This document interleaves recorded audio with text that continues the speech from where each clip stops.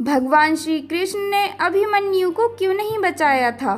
जब जब धरती पर पाप का बोझ बढ़ा है, तब तब भगवान ने धरती पर अवतार लिया है। भगवान श्री कृष्ण ने भी धरती पर पापियों का नाश करने के लिए अवतार लिया था। भगवान कृष्ण की लीलाओं के बारे में तो आप सभी जानते होंगे। महाभारत के युद्ध में भगवान श्री कृष्ण जी ने बहुत महत्वपूर्ण भूमिका निभाई थी। आप सभी ने महाभारत की कथा को देखा होगा या सुना होगा। महाभारत का युद्ध पांडवों और कौरवों के बीच हुआ था।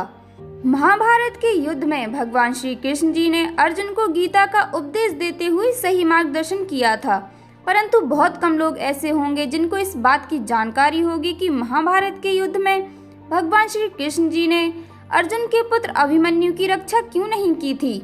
आखिर क्या कारण था कि भगवान श्री कृष्ण जी ने अभिमन्यु को नहीं बचाया था। भगवान श्री कृष्ण जी धर्म की रक्षा करने वाले माने गए हैं, परंतु इसके बावजूद भी इन्होंने अभिमन्यु को नहीं बचाया था। अभिमन्यु की उम्र कम होने के बावजूद भी उन्होंने युद्ध में भाग लिया था और युद्ध के दौरान वह वीर गति को प्राप्त हो गए थे।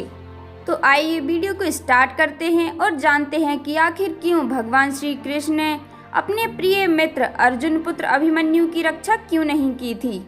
द्वापर युग में दुष्टों का विनाश करने के लिए भगवान विष्णु जी कृष्ण रूप में पृथ्वी पर आए थे। तब ब्रह्मा जी ने सभी देवताओं को श्री कृष्ण जी की मदद करने के लिए पृथ्वी लोक में जन्म लेने का आदेश दिया था। जब ब्रह्मा जी ने देवताओं को आदेश दिया, तब सभी देवताओं ने ब्रह्मा जी की बात पर अमल किया और उनकी बात मान ली। परंतु चंद्रमा ने अपने पुत्र वर्चा को पृथ्वी लोक में अवतार लेने की बात से इनकार कर दिया था। तब ब्रह्मा जी ने कहा था कि उनका पुत्र वर्चा पृथ्वी लोक पर अवतार नहीं लेगा, परंतु सभी देवताओं का दबाव होने की वजह से धर्म की रक्षा के लिए उनको यह कदम उठाना पड़ा था। देवताओं के दबाव की वजह से चंद्रमा जी काफी बेबस हो गए थे। तब उन्होंने सभी देवताओं के समक्ष एक शर्त रखी थी। देवताओं के समक्ष चंद्रमा ने यह शर्त रखी थी कि उनका पुत्र अधिक दिनों तक पृथ्वी पर नहीं रहेगा और उनका पुत्र भगवान श्री कृष्ण जी के मित्र अर्जुन के पुत्र के रूप में अर्थात अभिमन्यु के रूप में जन्म लेगा और यह अर्जुन की अनुपस्थिति में स्वयं अकेला ही अपना पराक्रम दिखाएगा और वीर गति को प्राप्त होगा, जिसकी वजह से अभिमन्यु के पराक्रम की तीनों लोकों में गाथा रहेगी।